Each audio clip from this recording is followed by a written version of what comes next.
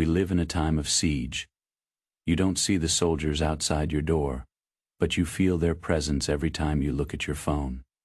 We are under attack by a relentless barrage of bad news, economic instability, and the suffocating pressure of social comparison. We feel exposed, vulnerable, and exhausted, as if the walls of our lives are made of glass, and the world is throwing stones from every direction.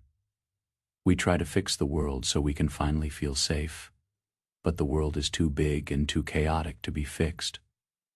What if the secret to survival isn't changing the world outside, but building a fortress inside? What if you could be invincible, not because nothing can touch you, but because nothing can shake your center? There was once a man named Marcus, a successful architect who lived in a city that felt like it was crumbling. In a single year, Marcus lost his business, his savings, and his sense of purpose. He felt as if his identity was tied to the structures he built.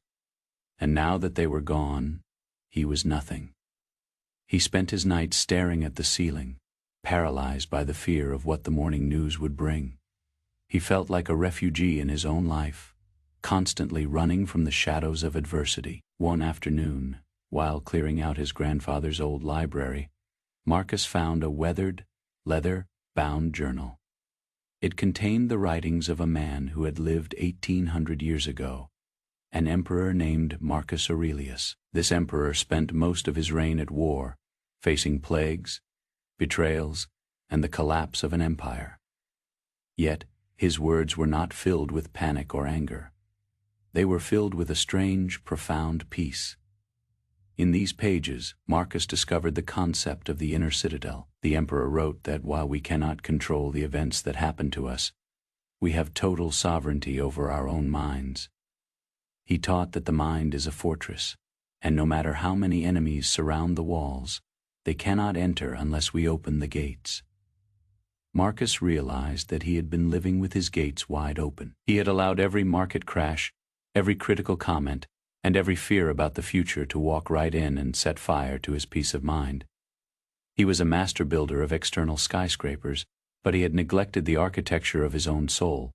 To build your inner citadel, you must first define your perimeter of control. This is what the Stoics call the dichotomy of control. Most of the things that cause us pain are externals: the economy, the opinions of others, the past, and the weather. These are outside your fortress. You can influence them, but you cannot command them.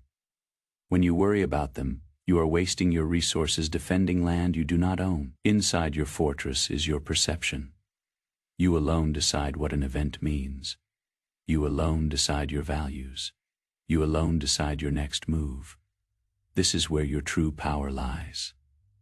The second step is to strengthen the walls of judgment. An event happens, a job loss, a breakup, a failure. That is the raw material, but it is your judgment that turns that material into a catastrophe. The inner citadel is built on the realization that it is not the things themselves that disturb us, but our judgments about things. When Marcus lost his business, he judged it as a failure, but through the lens of the citadel, he began to see it as data. It was simply a change in circumstances, an opportunity to practice fortitude and creativity. The third step is the internal well. A fortress needs its own water supply to survive a long siege. In the inner citadel, this well is your character. It is the deep realization that as long as you act with integrity, kindness, and reason, you have already won. The world can take your money, your health, and your reputation, but it cannot take your virtue unless you give it away. Marcus began to rebuild.